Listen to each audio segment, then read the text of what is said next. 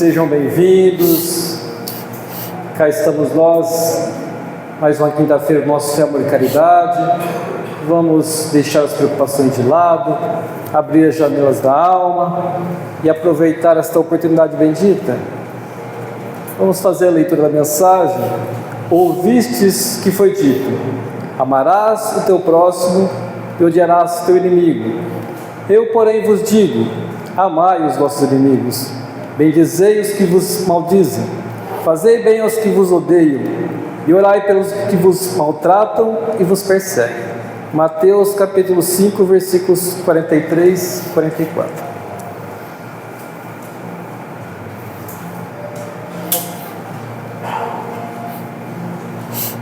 Graças te damos, Senhor, Mestre Jesus, Deus Pai, benfeitores espirituais, pela bênção deste momento. Rogamos o amparo necessário, Senhor, ao nosso irmão Davi e a nós aqui presentes, possamos receber todo o suporte e o amparo necessário para, fortalecidos em Ti, lá fora, sermos instrumento da Tua paz. Abençoamos a todos nós aqui presentes, nossos irmãos ausentes que não puderam vir nesta noite, que essas bênçãos também cheguem até eles. Fica conosco, Senhor. Que assim seja, graças a Deus. É com muita alegria que a gente recebe mais uma vez o Davi, conhecido de todos nós, do Maria Dolores de Jales. Trouxe um livro hoje para a gente aí, que ele lançou recentemente, que eu tenho lido, quase terminando, excelente. Aí depois ele vai falar mais detalhes do livro. Então vamos aproveitar. Davi, fique à vontade.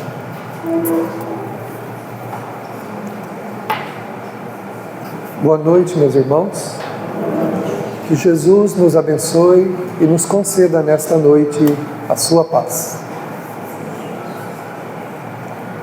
Sem dúvida, a presença de Jesus, desde aqueles tempos em que a humanidade debatia-se nas dificuldades, nos problemas de toda ordem, foi uma luz que brilhou na escuridão das muitas necessidades humanas.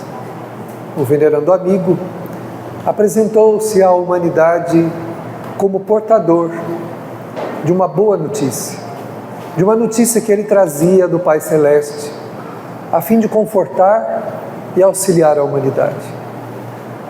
Esse sol esplendoroso, como nos ensinam os Espíritos, este sol de primeira grandeza, que ilumina os destinos da humanidade, desde quando o homem nem sabia da sua existência, tendo ele participado da formação do próprio orbe, para nos abrigar, para nos auxiliar na condição de espíritos necessitados que somos todos nós. Ele deixou muitos ensinamentos, mas um maior dos ensinamentos que ele apresentou para a humanidade refere-se ao amor. E ele disse: amarás ao teu próximo como a ti mesmo. Allan Kardec, quando comenta essa fala de Jesus em O Evangelho segundo o Espiritismo, ele diz que amar ao próximo, o amor como nos pregou Jesus, é a mais pura expressão da caridade. Então o amor que nós vamos viver na terra, então, será o amor da caridade, onde na convivência, na experiência com o outro, nós teremos oportunidade de ampliar os nossos sentimentos até que ele chegue tão depurado que possa ser reconhecido como puro amor. Aquele amor que pregou Jesus, que ele disse que nós um dia amaríamos como ele também nos amou. Mas que por enquanto, ele deu-nos como referência ao próximo, para que nós pudéssemos então ter uma medida do amor. Porque muita gente pergunta: mas Jesus fala de amor, mas que amor é esse? E Allan Kardec coloca no Evangelho segundo o Espiritismo como o amor ao próximo, como a mais pura expressão da caridade.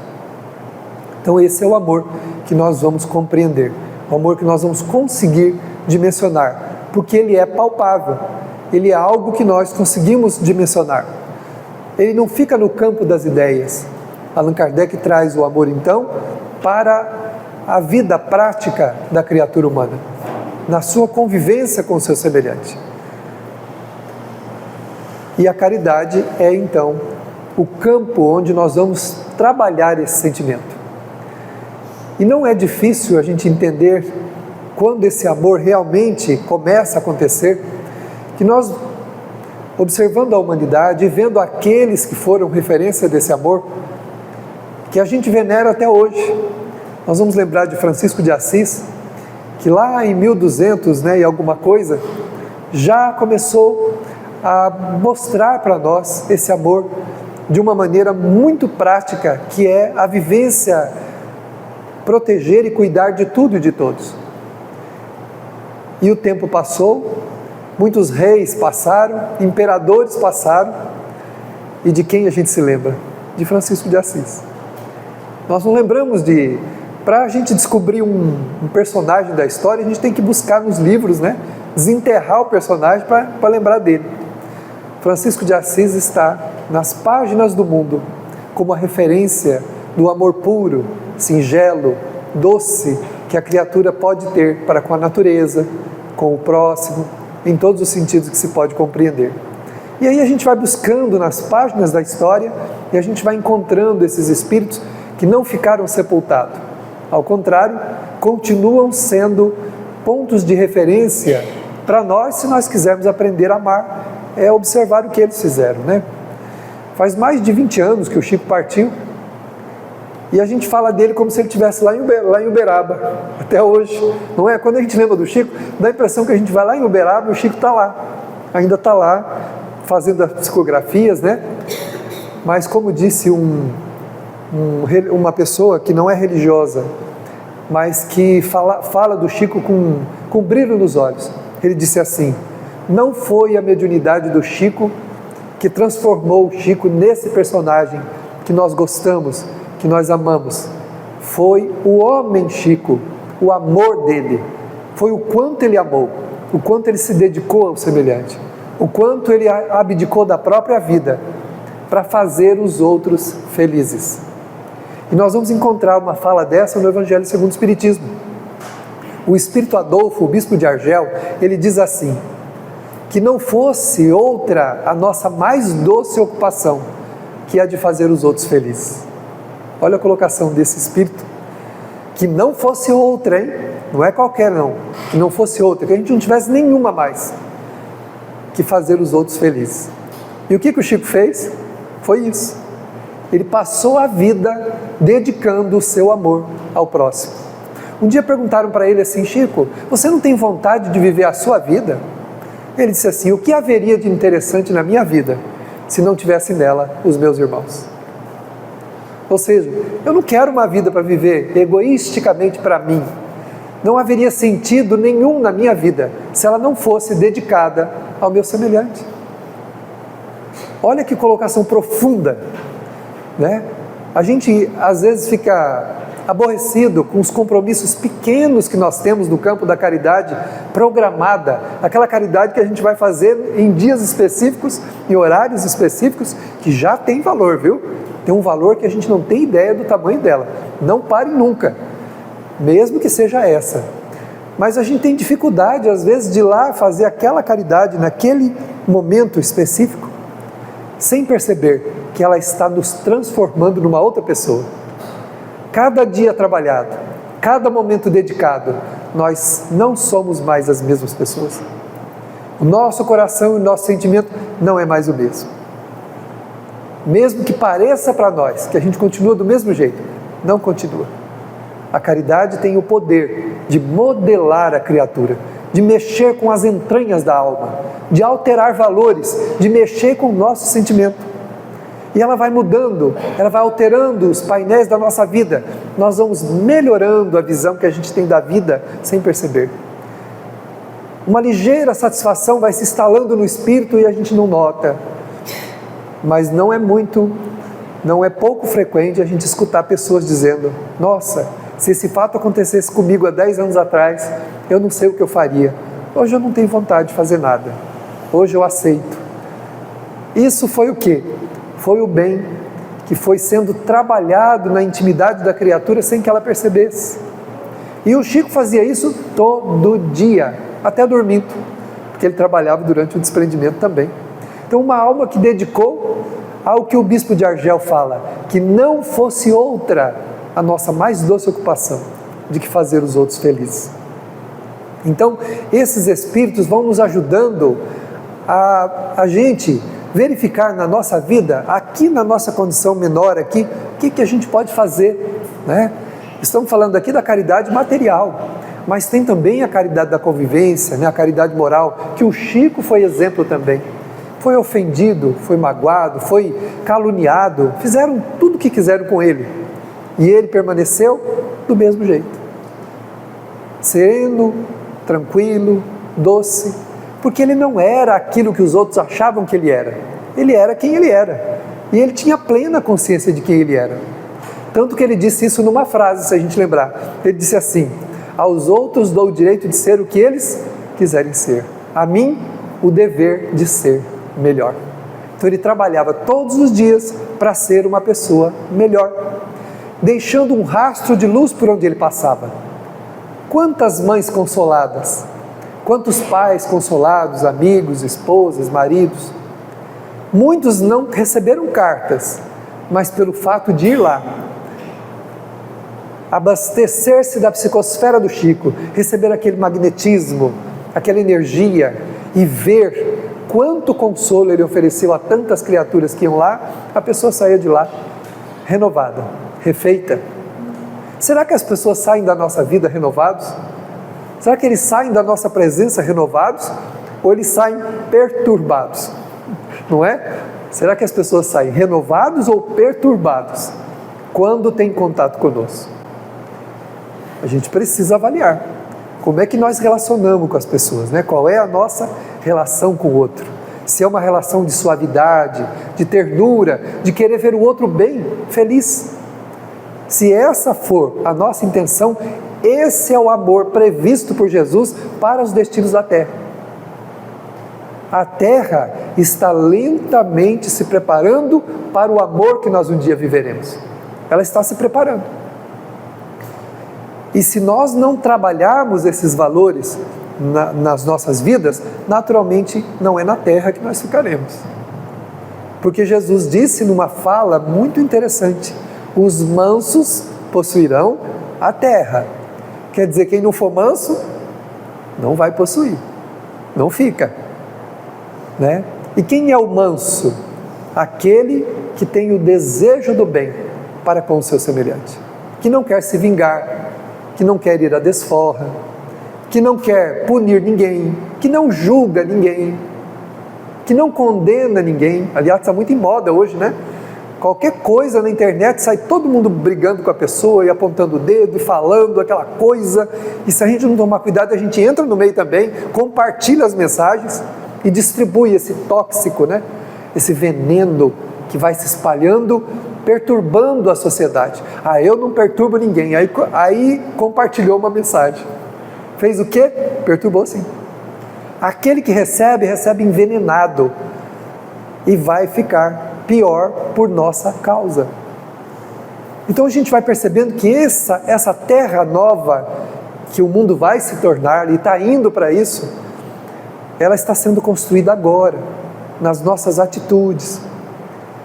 Teremos o amor que falou Jesus aqui na terra ainda, mas lá na frente. Esse amor onde a criatura humana não vai ter outra vontade, senão de fazer o outro feliz, de ver o outro bem, de ver o outro com as suas necessidades, nem que sejam mínimas, atendidas.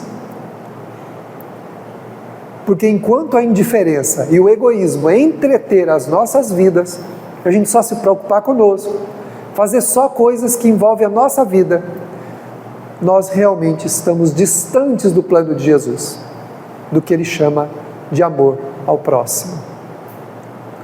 Então esse convite que a doutrina espírita faz, ela é constante, de todo dia, de toda hora, desde a maneira como nós nos tratamos uns aos outros, até a preocupação com as questões que envolvem toda a vida do nosso semelhante. E a gente vai perceber dessa fala do bispo de Argel, quando ele fala que não fosse a nossa doce ocupação, senão a de fazer os outros felizes, nós vamos lembrar da Dona Cida, do hospital lá do Fogo Selvagem, lá de Uberaba. Quando a gente conheceu ela pela primeira vez, tinha um hospital que era conduzido por ela, que tinha 300 internos, todos com a pele descamada, com o corpo todo descamado, porque o fogo selvagem, ele deixa a pessoa como se ela tivesse queimado, né? Como se ela tivesse passado no meio do fogo, toda queimada. Aquilo arde, aquilo dá febre, aquilo dá desespero na pessoa. E a Dona Cida cuidava de um por um. Ela imitava o gesto de Francisco de Assis. Se vocês lembram da história dele, Francisco um dia estava indo para o vilarejo e todo mundo estava correndo. E ele perguntou, mas o que está acontecendo? Lá na praça tem um leproso e ele está indo para o centro da cidade, da praça. Francisco disse assim, então eu preciso conhecê-lo. E os próprios freis disseram para ele, não, você tem que se afastar, é um leproso. E ele então sai do grupo e o olhar estupefato dos outros irmãos, e ele vai na direção do leproso. Não só ele abraça o leproso, como ele leva ele no chafariz e com as próprias mãos ele começa a lavar o leproso de cima a baixo, jogando água no seu corpo, na sua cabeça. E para os olhares de novo estupefatos dos irmãos, a lepra ia desaparecendo. Quando ele terminou o banho, o leproso não tinha mais lepra, estava curado. A Dona Cida imitava o gesto de Francisco, ela dava banho nos doentes, ela banhava-os todos. Conta o pessoal do hospital, que na época, que quando ela fazia isso, aquele ardor, toda aquela parte mais difícil da doença, acalmava, e a pessoa conseguia dormir. E ela que dava pessoalmente os banhos nos doentes que estavam ali naquele hospital. Mas a Dona Cida teve que fazer uma escolha. Quando o hospital de Uberaba resolveu expulsar os doentes, porque não sabia o que era, e havia um preconceito muito grande em relação à doença, ela os tirou da rua e levou para dentro da casa dela. E aí a família expulsou ela também. Falou, não, aqui você não pode ficar com eles. Ou eles ou você. Bom, vocês têm um ao outro, eles não têm ninguém. Então eu vou embora com eles. E lá vai Dona Cida, com esses doentes, num galpãozinho improvisado, e resumindo toda a história, daquele galpão improvisado ela construiu o Lar da Caridade, um hospital preparado para receber doentes do fogo selvagem, que ela recebeu do Brasil inteiro, que ia para lá. As famílias chegavam lá e abandonavam os doentes, nunca mais voltavam. A maioria nunca mais voltava. Crianças, idosos, pessoas mais jovens, era abandonado lá. E ela dedicou a vida dela a tornar a vida daquelas pessoas melhor. Ela não tinha o compromisso de curar ninguém, mas ela tinha um compromisso com ela mesma de fazer por eles todo o bem que ela podia fazer. E ela fazia. Todo o bem que ela podia fazer, ela fazia aquelas criaturas. Esse é o amor proposto por Jesus para o nosso momento na Terra. Porque o outro, o amor sublimado, nós não conhecemos, não temos nem ideia do que é. Então esse amor é o amor proposto por Jesus. Então esses espíritos fizeram o quê? Não fizeram outra coisa, senão trabalhar para a felicidade do seu semelhante. Ela mendigou, ela foi presa, foi acusada de ladra, porque diziam que ela pegava o dinheiro do hospital, que ninguém sabia onde é que foi parar esse dinheiro, né? Porque ela viveu ali naquela pobreza, naquela coisa ali, nunca. E aí um dia ela foi reclamar para o Chico, chegou para o Chico e falou, Chico, estão me chamando de ladrona. O termo que ela usou. Me chamam de ladrona, não ladra, mas ladrona, era o termo que ela usou. O Chico falou para ela assim, minha irmã, Você já veio à Terra várias vezes para tentar fazer o que você está fazendo. Você vai desistir agora que você está conseguindo? E ela então, tá bom, Chico. Então, se eles querem que eu seja ladrona, então eu vou ser ladrona e vou prosseguir. E prosseguiu. E o que acontece com os detratores na maioria das vezes? Vão silenciando. Porque como não funciona, né?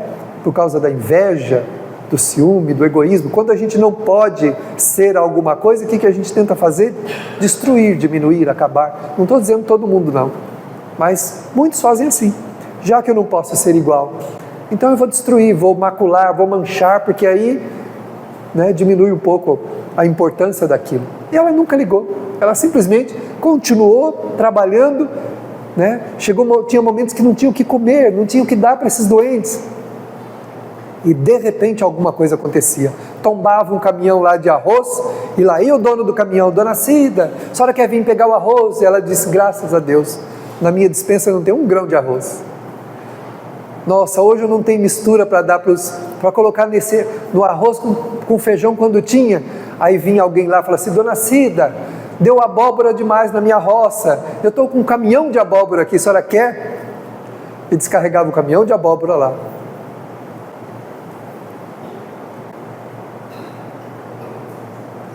Porque, como Jesus, não tem entre nós, não pode com as suas mãos fazer o que somente nós podemos fazer, então ele se utiliza daqueles que têm boa vontade para direcionar o recurso para que o amor continue sendo estimulado na criatura humana. Porque vendo o que essa mulher fez, quantas pessoas também passaram a fazer caridade? A gente não percebe, mas as pessoas nos observam.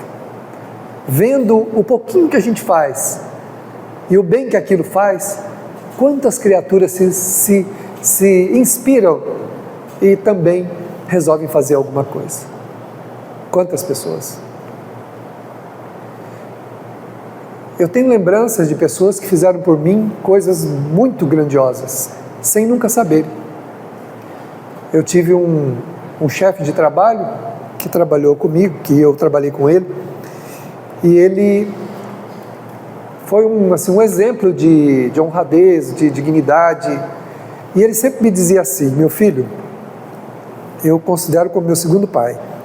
Ele disse assim: meu filho, você pode lutar por salário, você pode lutar por algum cargo, você pode fazer o que você quiser para melhorar as suas condições de trabalho, mas nunca se esqueça de uma coisa: nunca deixe de cumprir o seu dever, justificando porque você não tem isso ou aquilo, porque não te pagam o que você queria ou não te dão aquilo que você quer, porque isso você não vai conseguir explicar para a sua consciência, e nem para aqueles todos para quem você deixou de fazer o que você podia fazer. Isso é algo que eu tenho aqui no meu coração, gravado aqui na minha cabeça, e que eu falo para muita gente, e eu nunca vou esquecer. Isso é amor. Isso é amor. Exemplificar o bem, ensinar o bem e praticar o bem. Isso é amor. Toda vez que uma mãe orienta o filho, ela está amando, porque ela está mudando a vida dele, ela está alterando a forma como ele deve enxergar a vida. Quando um amigo faz isso que ele fez por mim, está amando também, porque ele está mexendo com os meus valores, está me ajudando a programar uma vida em valores melhores, para que eu não me massifique, não assuma, como diz Joana de Ângeles, aquilo que é coletivo em detrimento daquilo que é individual. Somente eu posso fazer aquilo que eu tenho que fazer, ninguém pode fazer por mim. Alguém pode fazer a tarefa, mas não por mim, porque a minha parte continuará sem ser, para mim, sem ter sido feita. Então a gente fala assim: eu não sou essencial naquela tarefa, alguém vai fazer, com certeza, mas a minha parte ninguém fará, para mim. O que eu tinha que fazer, e ninguém poderá fazer por mim, eu tenho que fazer. Então por isso é que a gente tem que pensar que o amor é isso, Na convivência, a gente fazendo o quê? Fazendo a exemplificação e vivendo da melhor maneira possível para auxiliar a tudo e a todos como nós pudermos. Desde aquele que bate lá na nossa porta, pedindo um pedaço de pão, uma moeda, alguma coisa, ou na rua nos encontra, solicita alguma coisa, até aquele com quem nós convivemos e que nós devemos amar com a nossa melhor parte. Quando eu dou a minha melhor parte para aqueles com quem eu convivo, seja na minha casa, na minha religião, na rua, no meu trabalho, quando eu dou a minha melhor parte, eu estou amando. Estou trabalhando esse sentimento que disse Jesus, que é o amor ao próximo, que eu tenho que amar como eu gostaria de ser amado, que o Kardec chama que é a mais completa expressão da caridade. Não tem outra. É a mais completa expressão da caridade. Então a caridade é esse caminho para desenvolver, os germes desse sentimento que um dia tomará conta da nossa vida e fará com que a gente volte à Terra melhores do que nós estamos, com menos cargas aflitivas, com mais disponibilidade para fazer o bem, menos enfrentamentos, menos resgates, mas ao contrário, com mais atributos, com mais recursos para fazer o bem que nós podemos fazer. Jesus chegou a asseverar: vocês são deuses, vocês podem fazer tudo isso que eu estou fazendo e até mais coisa, se o quiseres, mas nós não fazemos ainda porque nós não queremos. Alguém dirá: por que a humanidade ainda não cumpre aquilo que tem? Porque não quer. Nós temos livre-arbítrio, então a gente não quer. Porque o dia que a gente quiser, a partir daquele dia, a nossa vida vai ser diferente. A partir de hoje, eu quero ser uma pessoa melhor. Então eu vou me vigiar, não vou falar mal de ninguém, não vou divulgar o mal, vou fazer todo o bem que eu puder materialmente, fisicamente, vou procurar tudo aquilo que eu puder fazer de melhor. A hora que a gente decidir isso, com certeza, a gente vai ser uma pessoa diferente a partir daquele dia. Mas enquanto a gente não quiser, nós vamos voltar à Terra, dentro muitas vezes, num círculo vicioso de reencarnações dolorosas, difíceis, por falta de amor. Tem uma frase num livro que chama O Essencial, do Espírito Amélia Rodrigues, que Jesus está falando com uma pessoa que lhe pediu a paz. Então, além da lepra, ele disse assim: eu te concedo a paz. Agora, lembre-se, eu te conheço há muito tempo. Vá e não te esqueça mais de amar. Significa que a lepra e as dificuldades que nós sofremos na Terra é a falta de amor. É a falta de amor. Vá e não te esqueças nunca mais de amar. Porque ele pediu a Jesus paz. Tá bom, eu te dou a minha paz. E a cura também, curou a lepra dele. E aí ele volta para Sidom, da região que ele veio, e lá ele funda um albergue para receber leprosos que passavam por aquela região, oferecendo uma única coisa: um abraço. Ele abraçava, acolhia e mantinha aquelas pessoas ali por quanto tempo fosse necessário, oferecendo a elas o amor, a atenção, o carinho que ele podia. Lembrando da frase de Jesus: nunca mais te esqueças de amar. Nós temos que guardar essa frase na cabeça da gente: nunca mais te esqueças de amar. Porque todos os enfrentamentos que nós temos na Terra, exceto aqueles desafios de crescimento que são iguais para todas as pessoas, todos os outros desafios que mexem com o nosso sentimento, que testam a nossa resistência, eles são por falta de amor. Em algum momento do tempo, a gente transgrediu a lei de amor, não a praticou, e às vezes até praticou mal. Então retornamos com a necessidade de harmonizar isso com as pessoas, com as instituições. Então esse amor de que nos fala Jesus é o que o Kardec chama então da mais expressiva caridade que nós podemos ter. No Livro dos Espíritos, da definição de caridade, como o entendia Jesus, quando Kardec pergunta ao Espírito Venerando, na primeira resposta ele diz assim: benevolência para com todos, aprendermos a sermos bons. Não é bonzinho. Bonzinho é diferente. Sermos bons. O bonzinho é aquele que faz o que todo mundo quer. E aí faz o mal. Porque se for fazer o que todo mundo quer, imagina. O Chico foi bom para todos os que o procuraram, sem nunca atender nenhum convite negativo de ninguém. Ele nunca se submeteu a nada que foi negativo. Caiu em algumas armadilhas por ingenuidade. Ele caiu em algumas armadilhas por ingenuidade. Nunca por querer parecer ser bonzinho. Toda a vida dele foi ser bom. Ele acolhia, ele recebia, ele dava o melhor de si. E o restante não era com ele. Nós não viemos à Terra para salvar ninguém. Nós não viemos aqui para salvar ninguém. A gente veio para a Terra para salvar-se daquilo que tem feito a gente sofrer há tanto tempo. Essa é a salvação de que nos fala o Evangelho. Salvar-se. Do quê? Da gente mesmo. De tudo aquilo que já fez, que nós já fizemos e que a gente pode estar fazendo de novo, que vai levar a gente ao sofrimento. É para isso que a gente veio para cá.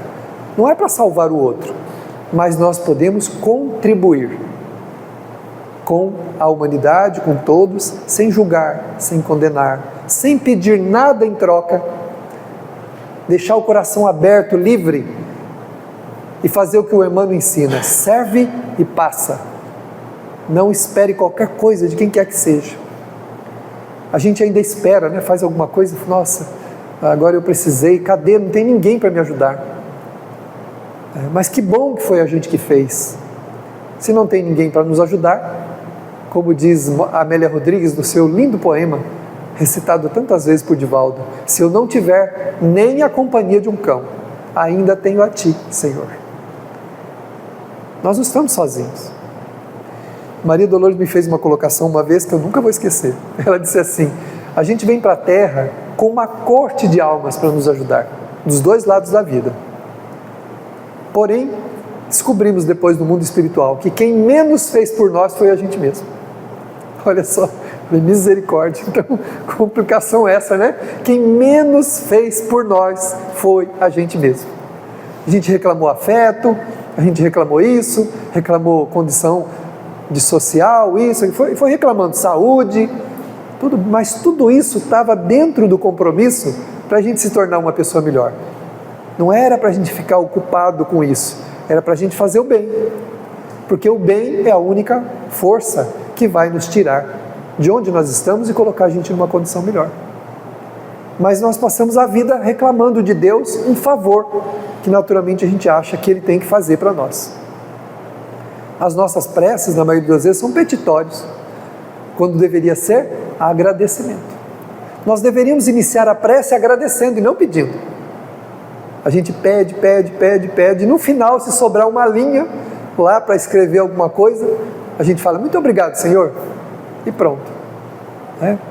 Quando deveria iniciar a prece pela gratidão, para que o nosso coração, consolado e fortalecido, possa enfrentar aquilo que nós precisamos. E funciona, viu?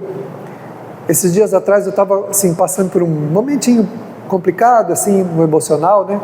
Estava lá meditando um pouco, eu também sou igual a todo mundo, não sou insensível nem de ferro, né? Sou humano, tenho lá minhas dificuldades, estava lá, né? Aí resolvi orar. Abri um livrinho da Joana de Ângeles para ler uma mensagem. Lá já tinha uma mensagem me alertando para eu não focar nas minhas próprias dores, mas pensar em alguém que naturalmente eu conhecia, que tivesse um sofrimento. Lembrei do samaritano, que a gente faz no sábado às 2:30 da tarde. Lembrei de uma pessoa em especial. E ela diz assim: fixe a mente nessa pessoa e agradeça a Deus a oportunidade de tê-la conhecido.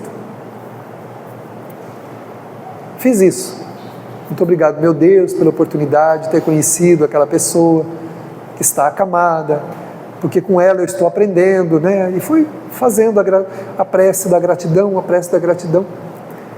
Quando já fazia um tempo que eu estava orando, terminei a prece e lembrei que eu não tinha pedido nada. Não tinha pedido nada, eu estava tão preocupado e lembrando da pessoa e agradecendo a Deus pela oportunidade de ter conhecido ela, que eu estava aprendendo com aquela pessoa nas visitas, que eu não me lembrei de pedir, só agradecer. Terminei, eu percebi que aquela névoa escura que estava prendendo o meu peito, aquela angústia, tinha passado, tinha desaparecido. Porque é assim que funciona com a lei divina. Ninguém está no lugar que está por acaso. Todos estamos na melhor oportunidade que Deus nos deu para resolver os nossos problemas e ganhar também benefícios para o nosso próprio futuro. Só que a gente não está sozinho.